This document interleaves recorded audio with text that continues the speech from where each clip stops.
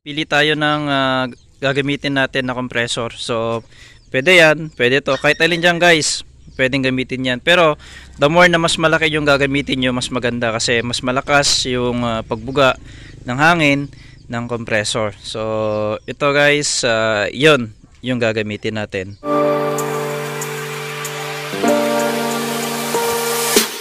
So, hi guys, welcome po ulit sa ating channel, DISKARTEMOTV. So, yung project natin ngayon is paano i-convert ang motor ng inyong mga refrigerator into multi-purpose air compressor na pwedeng gamitin pambomba sa gulong ng tricycle, mga motor, mga beach toys, and any inflatable material.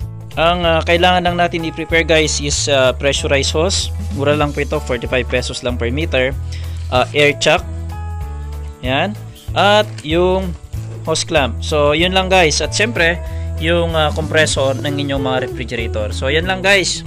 Yung kailangan nating i-prepare para ma-assemble yung ating multi-purpose air compressor. Kung natin i-assemble, kailangan nyo munang i-identify yung discharge line, suction line, at saka charging line.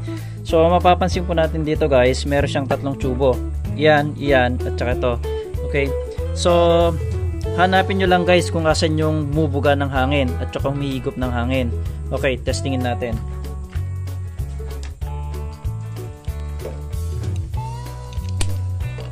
Ito, plug natin. Okay. So, hanapin natin guys yung bumubuga ng hangin. Ito, humihigop. So, yan. Yan yung bumubuga ng hangin. Yan.